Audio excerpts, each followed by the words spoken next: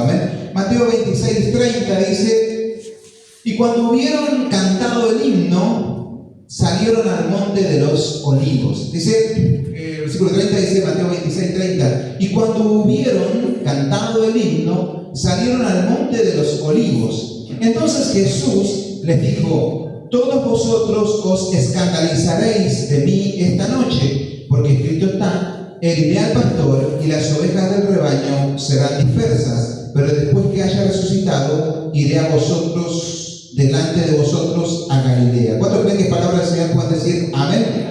Los judíos solían celebrar la Pascua, y en la Pascua ellos solían cantar unos himnos, ¿no es cierto?, desde el 113 hasta el 118, hasta el día de hoy lo hacen, y ellos lo llaman el Jalel o el Jalal. De ahí viene la palabra, tiene un sentido de alabanza, ¿no es cierto?, de adoración a Dios. Cuando ellos cantamos el Jalal o cantamos el Jalel, el Jalal viene de la palabra también, Jalel viene de la palabra aleluya, ¿no es cierto? Es Jalel Hu Ya, alabanzas a Jehová significa, ¿no es cierto? Y eso era lo que ellos cantaban en el tiempo de los judíos. Cantaban ellos en la Pascua, en la celebración de la Pascua, el Jalel. Y ellos hablan de Jalel, ¿no es cierto? Los judíos hablan todo Jalel, Jalal, y así adoraban al Señor. Amén, como aquel que se encontraba con uno, él le dice, ¿dónde está? Dice, ¿no lo viste a Abraham? Dice, no, Abraham lo están velando. Le dice, pero se murió Abraham. Le dice, no, dice, lo están velando, lo están cortando el pelo. Dice,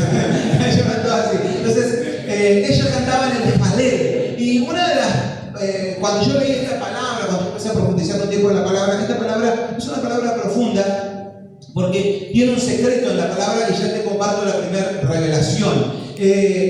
Dice que esto es en la celebración de la Pascua, y Jesús celebra la Pascua, es la última cena de Jesús, y Jesús celebra la Santa Cena.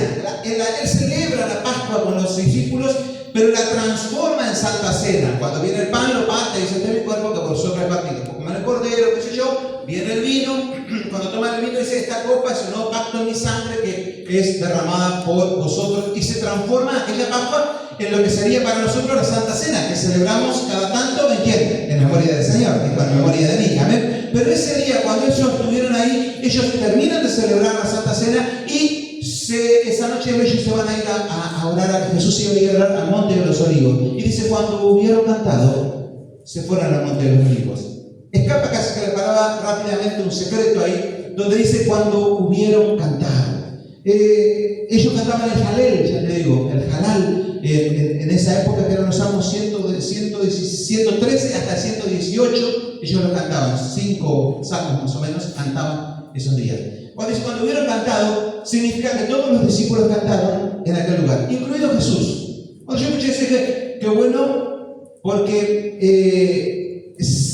no hay una referencia directa nunca en la Biblia de que Jesús haya cantado, ¿no es cierto? De que Jesús cantara una canción, que Jesús cantó, ¿no es cierto? No existe en la Biblia. Pero sí se infiere, y está no explícitamente, pero sí implícito en el texto, que si todos cantaron, Jesús también cantó. Entonces, todos cantaron ese himno, ¿no es cierto? Todos cantaron esas canciones, porque si no hubiera dicho todos cantaron, pero Jesús no cantaba. No, está ahí Jesús sin cantar, ¿no es cierto? Jesús también estaba cantando con ellos. Lo que es tremendo, ¿no? Que uno cuando piensa en la palabra del Señor diría, ¿cómo cantaba el Señor? ¿No es cierto? ¿Cómo adoraba al Señor? Tal vez levantaba sus manos, tal vez cantaba, no sé, de una forma. Qué bueno ese privilegio de haber podido ver al Señor y decir, el Señor cantaba de esta forma o cantaba de otra forma. Entonces esto es uno de los textos donde revelan partes de Jesús que por ahí están escondidos en la palabra, de cosas de que Jesús conocemos o cosas de que Jesús no conocemos, y que son vivas para nosotros, y que para nosotros podemos inferir la importancia de que, aunque no lo conocimos en ese momento, algún día vamos a conocer la voz del Señor y podemos ver cómo cantaba el Señor. ¿Cuántos dicen amén? Entonces, ese pasaje, ya te digo, habla de que tal vez, porque hay cosas que la Biblia no dice de Jesús, y hay cosas que tal vez, y hay cosas que no se sabe, ¿no es cierto? Como ser, la Biblia nunca dice que Jesús haya reído, nunca dice que Jesús se rió, riéndose, nunca dice que se haya reído, pero sí dice que Jesús una vez lloró, ¿no es cierto? Por lo menos hay un registro donde Jesús lloró. Eso es lo que implica también que imagínense el creador del universo, el Rey eterno, el creador de todo, llorando. Yo creo que no solo se estremecerían los que estarían alrededor, sino que la creación entera se estremecía con nuestro Señor Jesús. ¿Cuántos dicen? Amén. Esas son palabras tremendas, porque habla naturaleza de Jesús, de cómo era Jesús, de algunas cosas que Jesús hacía, cosas que Jesús no hacía. Hay cosas que la Biblia dice por ejemplo, la Biblia nunca dice que Jesús recorrió por todos los lugares, recorrió toda aquella zona, caminó, anduvo por todos lados, caminó por todos lados, dice Jesús, ¿no es cierto? Hasta caminó sobre las aguas, ¿no es cierto? Pero la Biblia nunca dice que Jesús haya ido corriendo a un lugar. Alguien dijo alguna vez que eso es porque Jesús no llega ni tarde ni temprano, Jesús llega justo a tiempo. Amén. Por eso, cuando vos por ahí estás esperando el tiempo del Señor llega en su justo momento. Amén. Hay cosas que la Biblia por ahí no se sabe, o tal vez lo hizo, tal vez no lo hizo, pero hay cosas que dice la Biblia que Jesús sí hacía, y hacía mucho. Hay cosas que Jesús siempre hacía. Una de las cosas que Jesús siempre hacía era orar. En este pasaje mismo, Jesús se iba ¿a dónde? A orar al Monte de los Olivos. Y hay varios pasajes donde dice que Jesús se apartó solo a orar, se fue a orar, pasó toda la noche orando. Siempre Jesús se pasaba orando. Si Jesús oraba, que era el Hijo de Dios aquí en la tierra, ¿cómo no deberíamos pasar orando nosotros? Amén. Entonces todos esos pasajes son tremendos, porque dice que una de las cosas que Jesús hacía mucho era orar. Otra de las cosas que Jesús hacía mucho era ir al templo. Jesús siempre iba al templo. Es más, en este pasaje más adelante, porque este pasaje lo que habla es que Jesús se va al Monte de los Olivos a orar, y es antes de ser apresado. Cuando lo van a apresar, ¿en qué consiste la traición de Judas? La traición de Judas consiste en decir dónde Jesús iba a estar solo esa noche en la oscuridad, donde lo podían apresar fuera de la gente de la ciudad, porque si no la gente de la ciudad no iba a defender a Jesús. En eso consistía la traición de Judas, que Jesús conocía el lugar donde Jesús iba a ir a orar con sus discípulos y donde él iba a estar solo. ¿Qué fue a hacer esa noche? Jesús fue a orar, como siempre lo hacía. ¿Por qué siempre oraba? Lo que le dice a las personas que lo vienen a atrapar es bien notorio, porque le dice salen con palos y con antorchas contra mí, le dice Jesús, cuando que yo todos los días estuve en el templo predicando con ustedes. ¿Dónde estaba Jesús siempre? En el templo. Muchas veces Jesús estaba en el templo. La Biblia habla que siempre hay miles de versículos donde habla de que Jesús estaba en el templo. Mire mi hermano, si Jesús iba al templo, ¿cómo usted no va a venir al templo? Hay gente que dice, no, yo me quedo en casa, yo oro en casa, yo miro el streaming, yo leo la palabra, pero dice la Biblia que nosotros tenemos que ir al templo, porque si Jesús, que era el Hijo de Dios, necesitaba ir al templo, ¿cómo nosotros no vamos a necesitar ir al templo? Porque ahí envía el Señor bendición y vida eterna. ¿Hay que diga amén? Y alguno va a decir, no, pero yo no voy porque un día me vino mal, no, porque el otro no me saludó. Dice la Biblia y está registrado donde Jesús hizo un día, no era que a Jesús lo miraba mal, dice que todos lo miraban así a Jesús. Imagínate, yo iba al templo y todos lo miraban así, y Jesús, aunque lo miraban mal, yo voy al templo, decía, voy a la casa de mi papá, voy a adorar al Señor. Aunque te mire mal, aunque te miren bien, vos tenés que ir a adorar al Señor. ¿Cuántos dicen amén? ¿Cuántos le dan la gloria al Señor? Amén. Porque Jesús es nuestro ejemplo. Otra de las cosas que siempre hacía Jesús, ya te digo, era ir al templo. Aún desde niño, él iba al templo. El primer registro que hay de Jesús yendo al templo es cuando Jesús tiene 12 años. Jesús tenía 12 años y él va al templo. Y no era que iba a cualquier no, dice que, imagínense, para que usted entienda el contexto, dice que Jesús se presenta a los rabinos. Los rabinos de aquella época no eran cualquier cosa, eran los que estaban en Jerusalén, eran la creme de la creme de los teólogos más grandes que podía haber en aquella época. Un rabino no era cualquier cosa, un fariseo no era cualquier cosa, era una persona que se sabía la Biblia, la Torá de memoria. El rabino eso sabía, pero cuando Jesús hablaba con los judíos, ellos se sabían la Biblia de memoria. No era que, dice que por eso cuando uno entiende esos pasajes, uno entiende cuando Pablo le dice, ustedes son Biblias andantes. ¿Por qué? Porque los rabinos eran Biblias andantes. ¿Por qué ellos se sabían la Biblia de memoria? Dice que ellos lo estudiaban desde pequeño, se la sabían de tal forma que si se perdían los escritos, ellos podían escribirla sin que falte una coma o una tilde. ¿Por qué hacían eso? Se la aprendían de tal forma de que si se quemaban los escritos, entraban en el templo, robaban las Biblias, no importa, ellos la tenían en la memoria, ellos la podían volver a copiar. Entonces nunca se iba a perder la Biblia, aunque muchas veces quisieron tapar la escritura. Como todos los rabinos, los escribas, los fariseos sabían la Biblia, ellos donde le quemaban las Biblias, ellos las transcribían de vuelta, porque la Biblia estaba impresa en sus corazones. ¿Cuántos dicen amén? Que la Biblia, la palabra de Dios, pueda estar impresa en nuestros corazones. Ahora imagínense, Jesús con 12 años, un niño, se para delante de los rabinos y dice que cuando él hablaba, usted sabe más que todos nosotros. Usted sigue. Porque Jesús era la propia Biblia, la palabra de Dios delante de ellos. Ese era Jesús. Jesús se sabía la Biblia de punta a punta. ¿Dónde estaba? En el templo, predicando la palabra del Señor. Y dice la Biblia que Jesús, otra de las cosas que hizo, que a los 12 años estaba extremadamente preparado con la palabra. Pero una de las cosas que Jesús hizo, y esto va para nosotros como hijos de Dios, esperar los tiempos de Dios. ¿Cuánta gente a veces no sabe esperar los tiempos? No, porque yo ya sé, porque yo ya estoy listo, porque yo creo. Y Jesús a los 12 años estaba más que preparado. Él sabía de punta a punta la Biblia. Él dice, pero dice la Biblia que Jesús esperó desde los 12 hasta ¿cuándo? Hasta los 30 años. Porque era necesario que cumpla el proceso de Dios. Hay gente que adelanta los procesos y dice, no, porque yo quiero juntarme, no, porque yo quiero ir a tal lado, no, porque yo quiero abandonar los estudios, no, porque yo... Y rompe los tiempos, no, porque yo estoy cansado de esperar, porque el pastor no me pone, porque a mí yo ya sé todo y no me dan un lugar. No importa, cuando llegue el tiempo de Dios, Dios te va a poner en su lugar. Dice la Biblia que Jesús esperó todos los tiempos, a tal punto que a los 30 años, sin necesidad de bautizarse, Jesús encima va y se bautiza. ¿Por qué le dice a Juan el Bautista? Porque es necesario que cumplamos con todo. Si Jesús cumplía con todo, ¿cómo nosotros nos vamos a cumplir? ¿Cuántos dicen amén? ¿Cuántos le dan un aplauso al Señor? Esto va por aquellos que están esperando, por aquellos que están esperando el tiempo de Dios. Le robé una frase a Johnny, no le voy a decir robé porque los cristianos nos roban, le tomé prestado, porque se dice, ay, esa palabra que le di yo, ese te compartí yo, porque escucha la palabra, la mitad de la palabra la leo, la otra mitad es de mi esposa, porque somos los de la carne. Ella suele decir, una frase, cuando Dios te dice sí, te bendice, cuando Dios te dice no, te protege, y cuando Dios te dice espera, es porque te está preparando. Por eso, si Dios te está diciendo sí, recibí la bendición de Dios. ¿Cuántos dicen amén? Si Dios te está diciendo no, tranquilo, porque Dios te está protegiendo, te está librando de algo. Y si Dios te está diciendo espera, es porque todavía Dios te está preparando en este tiempo. Por eso espera el proceso de Dios. Jesús es nuestro ejemplo, y cuando uno más estudia sobre Jesús, más podemos ver la palabra, la misericordia de Dios, la bendición de Dios, lo que Él hacía. Una de las cosas que Jesús hace en ese momento, fíjese un pequeño detalle, algo cortito nomás esta noche, algo sobre Jesús. Dice que Jesús,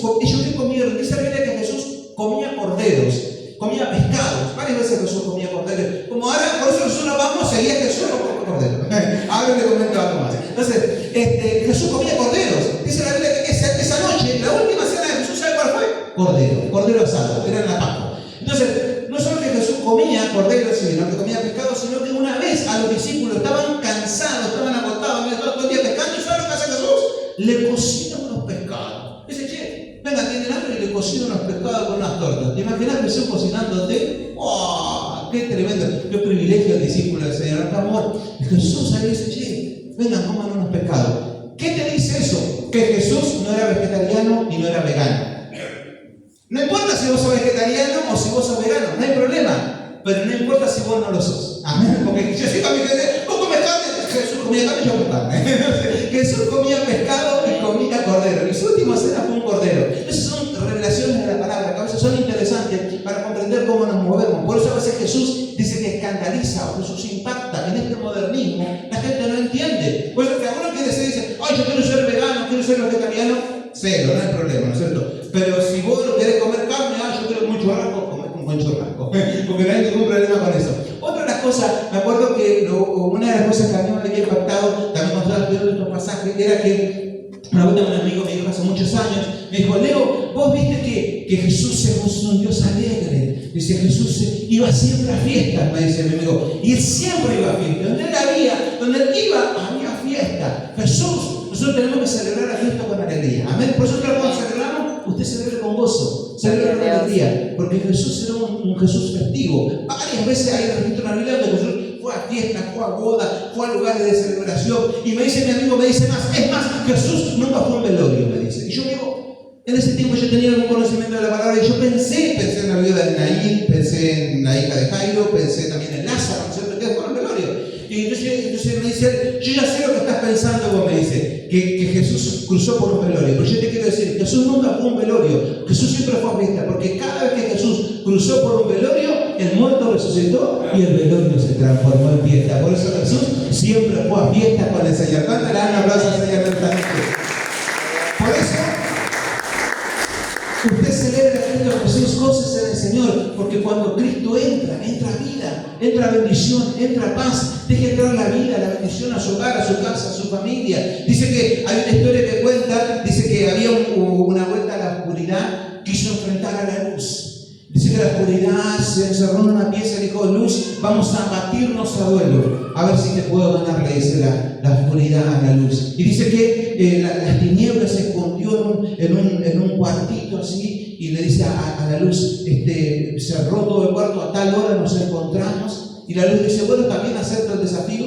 Dice que estaba el cuartito todo cerrado y adentro estaba la tiniebla, y estaba la puerta ahí. Cuando llega la hora señalada, la luz golpea la puerta, abre la puerta, todo el cuarto se ilumina y la luz dice: tinieblas, ¿a dónde estás? Porque cuando la luz entra, las tinieblas huyen. La tiniebla no tenía dónde esconderse, porque cuando la luz entra vida, entra paz y bendición. Cuando Cristo entra en un hogar, cuando Cristo entra en una familia, entra la vida y entra la bendición. ¿Cuántos dicen amén? Abre las puertas de la casa, de tu hogar, abre las puertas de tu familia, abre las puertas de tu vida y dice: Señor, entra en cada lugar, porque cuando Cristo entra, las tinieblas automáticamente desaparecen, porque con Jesús no tiene nada que ver las tinieblas. Por eso les digo, yo estamos hablando de bendición, de paz, de gloria. No hablamos como habla el mundo. El mundo habla de escasez, el mundo habla de miseria, el mundo habla de pobreza, el mundo habla de cantidad de cosas. Nosotros hablamos de Cristo Jesús. Hay alguien que diga amén. Como aquel que estaba, dice que estaba un muchacho que le habla a la mamá y le dice: mamá, te trajo un regalo, le trajo un regalo a la mamá. Y dice: mamá, te traje este regalo, pero no sé cómo lo vas a tomar, no sé cómo lo vas a tomar, mamá, te traje este regalo, no sé cómo lo vas a tomar. Y la madre se asusta y dice: ay, me está asustando de saber que el regalo, abre el regalo. Ay, hijo, ese mate, que lindo que está este mate, ¿por qué me decís que no sé cómo lo voy a tomar? Y dice: y por eso mamá dice: no sé cómo lo voy a tomar, con lo caro que está la yema, no sé cómo lo vas a tomar, le dice. Pero yo te digo, en este fin de año vas a tomar mate, vas a comer asado y vas a terminar el año en bendición y en victoria, porque somos hijos de Dios. ¿Eh? Vas a terminar en bendición. Dice la palabra del Señor, algo cortito nada más. Dice que en este pasaje, una de las cosas que Jesús ya dijo: hubieron cantado el himno y salen para el monte de los olivos a orar. Ya te digo, hay que dar cantidad de revelaciones. Primero, que Jesús oraba siempre, que Jesús va al monte de los olivos a clamar al Señor. Luego, que Jesús en el monte de los olivos dice que Jesús quería que sus discípulos oren por él. Eso fue lo que fue a pedirle a Pedro, a Juan y a Jacobo. Pero eso es otro pasaje. Si Jesús necesitaba que nuestros hermanos oren por nosotros, ¿cómo debemos orar nosotros? Por nuestros hermanos también. Amén. Por eso en este tiempo, que puedas bendecir a tu hermano, que puedas bendecir a tu hermana. Dice también, ya te digo este pasaje, donde Jesús le dice: todos los días estuve con ustedes en el templo, no me apresaron, porque siempre Jesús estaba en el templo. Ese día Jesús iba a ir a entregar, iba a ser apresado e iba a ir a entregar su vida por cada uno de nosotros. Lo tremendo de este pasaje es que Jesús, este es el pasaje, cuando ellos van a salir al monte de los olivos, cantan el himno, ya Judas no está. Judas, lo que fue, se va a entregar al Señor Jesús. Va al fariseo y le dice: yo se lo entrego por 30 monedas de plata. Gran precio con que me apreciaron, dice Jesús, ¿no es cierto?, por la traición de Judas. Que también yo tengo una cosa que ocurre con Judas, es que es al único que la Biblia, que Jesús dice que le llamó amigo. La última palabra de Jesús hacia Judas es amigo, porque dice que no traiciona al que quiere, sino que traiciona al que puede, al que vos le abrís tu corazón, ¿no es cierto? La persona de confianza. Era la persona que sabía dónde Jesús iba a orar, porque seguramente que Judas fue varias veces a ese lugar a orar con Jesús, sabía dónde iba a estar. Por eso era la traición de Judas. Judas se va a traicionar al Señor Jesús, sus discípulos quedan, cantan los himnos y se van a ir. Y le dice Jesús algo más en este pasaje: todos os escandalizaréis de mí esta noche, dice. Y porque la palabra de Dios dice: mata al pastor y serán dispersas las ovejas. Era lo que iba a ocurrir. Todos iban a abandonar al Señor Jesús. No, yo no te conozco, yo no sé quién sos, que se iban a decir. Y en ese momento, el otro pasaje, yo no se le quería hacer tan largo, pero en otro pasaje le dicen ellos: no, Señor, yo te voy a traicionar. No, jamás te voy a traicionar. Ya no estaba Judas, ¿no es cierto? Judas ya se había ido. Pero Pedro era el más bocón, dice: mira, es más, dice Pedro, ante todo esto yo lo veo medio cara de más o menos. Esto te puede traicionar, pero yo no te voy a traicionar, dice Pedro. Yo no. Y es más, entonces Jesús le da una palabra directa a Pedro. ¿Y qué le dice a Pedro? Pedro, justamente, dice: esta noche, antes que cante el gallo 2 veces, me me habrás negado 3. Dice que algunos que negaron tanto al Señor que ya el gallo se hizo canto. Ronco el gallo, nunca se enteraron de que negaron al Señor. Pero Pedro, es verdad, Pedro esa noche canta el gallo y Pedro lo niega. O sea, Pedro se olvidó de todo lo que le dijo el Señor Jesús, ¿no es cierto? Y lo niega una vez, lo niega 2 veces y lo niega la tercera vez. Cuando lo niega la tercera vez, cuando se abre la historia, canta el gallo. ¡Ay! El Señor se acordó. Y se pone a llorar amargamente. Bueno, en su corazón él le pide perdón al Señor por lo que había pasado. Pero qué tremendo, ¿no? Pero lo último que te digo en esta noche es que Dios nos ama no porque seamos perfectos, porque seamos santos, porque nunca caigamos, porque nunca cometamos errores, sino que Dios nos ama a pesar de nuestros errores, a pesar de nuestras faltas, a pesar de que caemos, a pesar de que fallamos, a pesar de que cuando estamos en oración decimos, sí, Señor, yo voy a pecar mal, pero de golpe vamos y Él te dice, sí, ya sé que te vas a... No voy a gritar más y salir de acá y te hicieron poner los nervios, ¡ay! Te enojás, ¿no? O cometés errores, pero a pesar de eso, Dios te sigue amando, a pesar de tus errores. No es porque vos seas santo, porque seas perfecto, no es por tus méritos, es por los méritos de Cristo Jesús. Eso era maravilloso de la cruz, eso era maravilloso de Jesús, que ese día iba a ir a entregar su vida por cada uno de nosotros. Otro día veía donde había un pastor que decía que había un periodista que le preguntaba a un musulmán, le decía, ¿cómo cree usted musulmán que va a ir al cielo? Y los musulmanes creen en todas esas cosas raras. Sí, porque leemos el Corán, oramos 3 veces al día, nos vayamos mirando a la mezquita y por lo menos una vez al año o una vez en la vida vamos a la Meca y así yo voy a entrar al cielo, dice, de los musulmanes.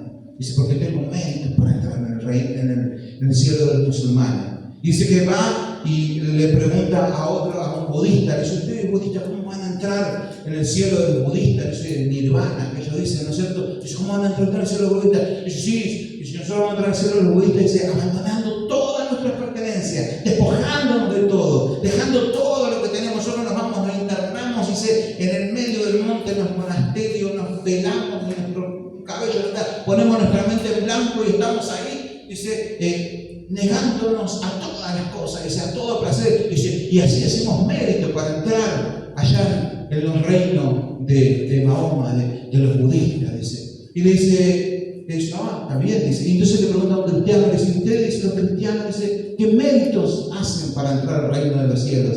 Y le dice al cristiano, mire, yo no hago ningún mérito para entrar al reino de los cielos. Dice, ¿y cómo va a ser para entrar si usted no hace ningún mérito? Dice, no importa los méritos que haga, no importa las cosas que haga, nunca va a alcanzar a entrar al reino de los cielos. Los méritos que hizo, los hizo Cristo Jesús por mí. Él pagó el precio en la cruz del Calvario y por sus méritos es que yo puedo entrar al reino de los cielos. Porque de tal manera amó Dios al mundo que envió a su Hijo unigénito para que todo aquel que en él cree no se pierda, mas tenga vida eterna. No son méritos míos, es la gracia de Cristo que me salva. Si yo creo en él, yo entro al cielo, no por mis méritos, sino por el mérito de Cristo Jesús. ¿Cuánto le da la gracia al Señor? Por eso, en esta noche, usted crea que Cristo es el que hace la obra, Cristo es el que le salva. Me hacía acordar, termino con esto, donde había un pastor que le decía a uno, también dice, siempre de suelo contar, pero lo cuento nuevamente, vas a tropezar, vas a caer, va a haber fallas, ¿no es cierto? Había un joven que va a un pastor y dice, pastor, enséñeme el camino por donde debe transitar el Hijo de Dios. Y le dice, el pastor dice, por allá. Entonces, el joven va, hace unos pasos, va para allá, ¡pum!, se tropieza y se cae. Viene de vuelta el pastor y le dice, pastor, dígame por favor, ¿dónde es el camino que los hijos de Dios debemos transitar? Y el pastor le dice, por allá, le dice. Y el joven va caminando, hace unos pasos para allá, se tropieza y se cae. Y viene el pastor y dice, pastor, es la tercera vez que le digo, ¿cuál es el camino que debemos transitar los hijos de Dios? Y el pastor le dice, la tercera vez que te digo que es por allá. Y el joven le dice, sí, lo que pasa es que cada vez que voy por allá, tropiezo y me caigo. Y el pastor le dice, ese es el camino de los hijos de Dios. No importa, vos tropezás, caes y te levantás y seguís adelante. El camino de los hijos de Dios es por allá. Tropezás, caes, te levantás y seguís adelante. Tropezás, caes, te levantás y seguís adelante. No sé cuántas veces te vas a tropezar, pero te levantás, seguís y seguís adelante en el nombre de Jesús. Un fuerte aplauso al Señor. ¿Eh?